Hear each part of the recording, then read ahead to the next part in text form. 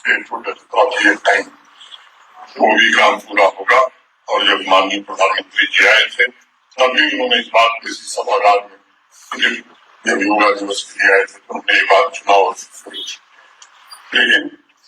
ये कौन से मैं देख रहा हूँ फुर्सत में जिन लोगों ने सभी राज्य क्षेत्र के विधायक के नाते शपथ ली, भारत के संविधान का जिक्र किया। आज हकीकत यही है कि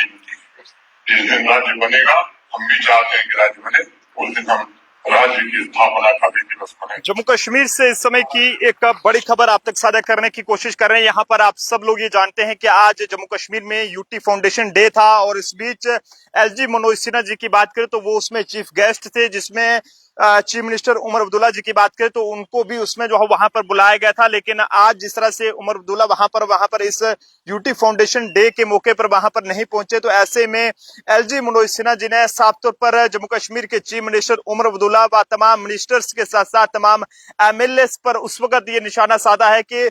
यहाँ पर उमर अब्दुल्ला जो है वो पहले ये कहते थे जब इलेक्शन होने थे या इलेक्शन हो रहे थे कि यूटी को जो है वो जो भी काम होंगे तो वो जो है वो इसमें उसे एक्सेप्ट करेंगे। लेकिन आज यूटी का जब फाउंडेशन डे है तो उसे जो है वो उन्होंने एक्सेप्ट क्यों नहीं करा और इसमें वो उन्होंने हिस्सा जो है वो क्यों नहीं लिया। उन्होंने ये भी कहा कि अगर वो यूटी में जो है वो यहाँ पर शपथ ग्रहण कर सकते हैं सीएम की, यहाँ पर इलेक्शंस लड़ सकते हैं, तो यहाँ पर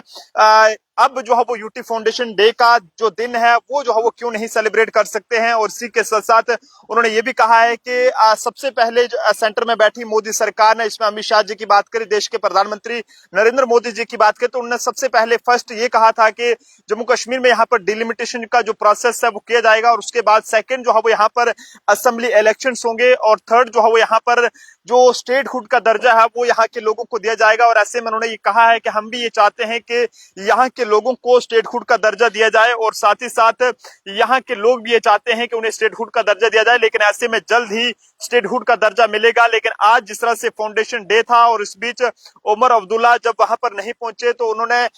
ये कहें कि तमाम जो मिनिस्टर्स थे या फिर जम्मू कश्मीर के जो सीएम है उमर अब्दुल्ला साहब और इसी के साथ साथ तमाम जो एमएलए थे वो जब इस यूटी फाउंडेशन डे के दिन से जो है वो दूर रहे, तो इसी को लेकर उन्होंने निशाना साधते हुए साफ तौर पर ये कहा है कि अगर जम्मू कश्मीर के सीएम उमर अब्दुल्ला जो है वो यूटी में यहाँ पर जो है वो सीएम की शपथ ग्रहण कर सकते हैं तो यूटी फाउंडेशन डे क्यों नहीं मना सकते। हालांकि वो पहले तो ये भी कहते थे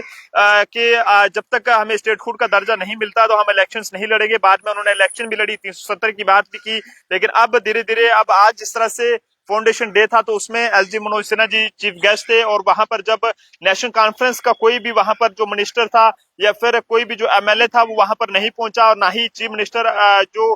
जम्मू कश्मीर से हैं उमर अब्दुल्ला साहब वो वहां पर पहुंचे, जिसके चलते एलजी मनोज सिन्हा जी ने जो कड़ा जो निशाना है वो जो है वो सीएम उमर अब्दुल्ला पर साधा है और ये कहा है कि जल्द ही जो है वो यहाँ के लोगों को स्टेटहुड जो है वो वैसे भी मोदी जी और साथ साथ अमित शाह जी जो है वो देने जा रहे हैं और वो जो है वो जल्द ही दे दिया जाएगा। ऐसे में तमाम लोग भी ये चाहते हैं कि यहाँ के लोगों को जो है वो स्टेटहुड का दर्जा मिलना चाहिए। लेकिन आज जिस तरह से वो यहाँ पर नहीं आए तो वो कहीं ना कहीं काफी अफसोस की बात है। तो ऐसे में आप सब लोग एलजी मनोज सिन्हा जी के इस बयान को किस तरह से देखते हैं या फिर एलजी मनोज सिन्हा जी जिस तरह से आज इस यूटी फाउंडेशन डे के सेलिब्रेशन में वहां पर शामिल हुए थे लेकिन सीएम उमर अब्दुल्ला साहब वहां पर नहीं पहुंचे, तो इन सब को लेकर आप सब लोगों की जो है वो क्या कुछ राय है, आप कमेंट्स में अपनी अपनी राय जो है वो जरूर साझा करें। फिलहाल